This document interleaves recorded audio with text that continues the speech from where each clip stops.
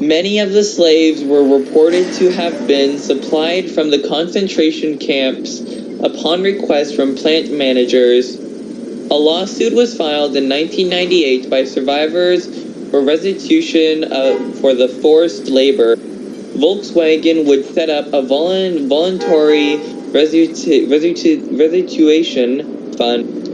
British Army intervention, unclear future, 1945 to 1948.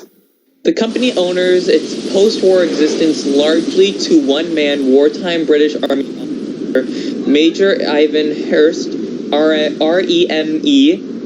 In April 1945, KDF Stadt and its heavily bombed factory were captured by the Americans and subsequently handed over to the British within whose occupation zone the town and factory fell.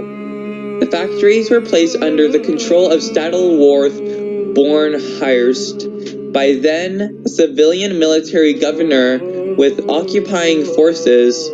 At first, one plan was to use it for military vehicle maintenance and possibly dismantle and ship it to Britain, since it had been used for military production, though not of KDF wagons, and had been, in Hearst's words, a political animal rather than a commercial enterprise, technically making it liable for destruction under the terms of the Potsdam Agreement. The equipment could have been salvaged as war reparations. Allied dismantling policy changed in late 1946 to mid-1947, though heavy industry continued to be dismantled until 1951. One of the factory's wartime KDF wagon cars had been taken to the factory for repairs and abandoned there. Hearst had it repainted green and demonstrated it to the British Army headquarters.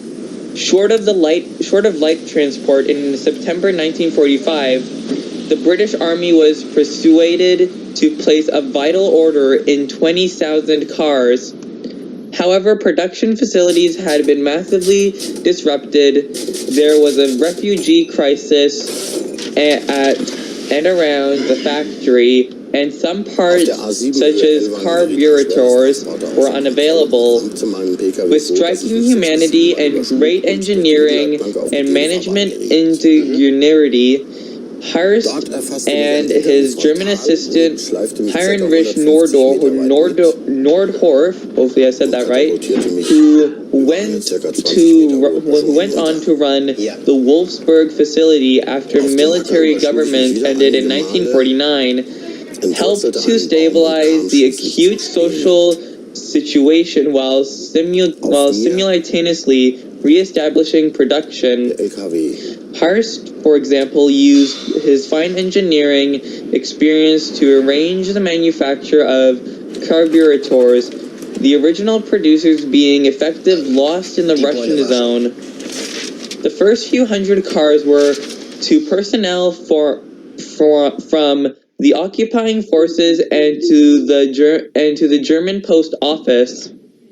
Some British service personnel were allowed to take their Beetles back to the United Kingdom when they were demobilished. In 1986, Hearst explained how it was commonly misunderstood that he had run Wolfsburg as a British Army major. The defeated German staff, he said, were initially sullen and unresponsive, having been conditioned by many years of Nazism, and they were sometimes unresponsive to orders.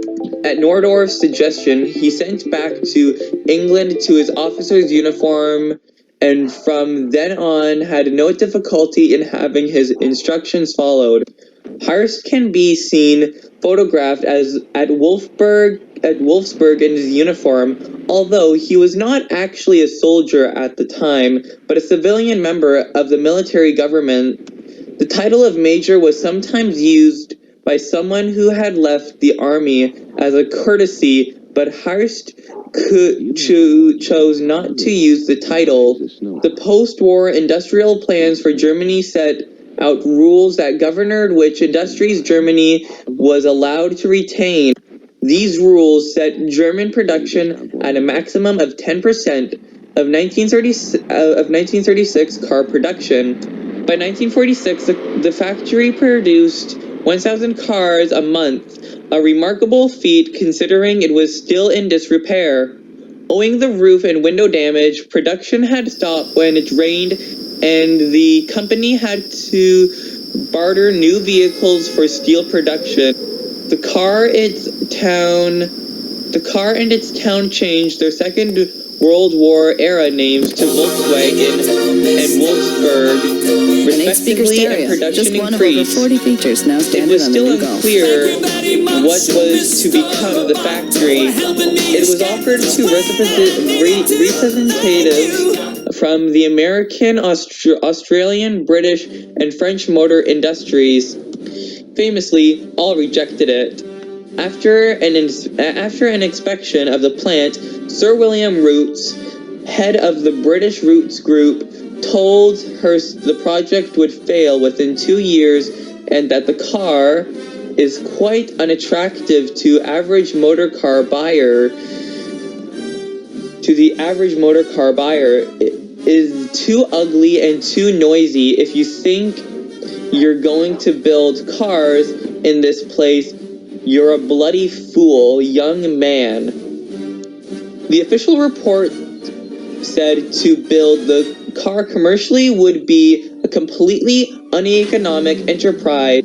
In an ironic twist of fate, Volkswagen manufactured a locally built version of Rootes' Hellman Avenger in Argentina in the 1980s, long after Rootes had gone bankrupt at the hands of Chrysler in 1978, the Beetle outliving the Avenger by over 30 years. Ford representatives were equally critical. In March 1948, the British offered the Volkswagen Company to Ford, free of charge. Henry Ford II, the son of Edsel Ford, traveled to West Germany for discussions. Heinz Nordhorf was also present, as well as Ernest Breech, chairman of the board for Ford. Henry Ford II looked to Breech for his opinion, and Breech said, "Mr. Ford, I don't think what we're being offered here is worth a dime."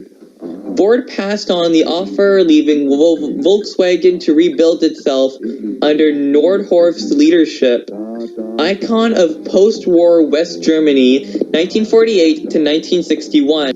From 1948, Volkswagen became an important element symbolically and economically of West Germany regeneration.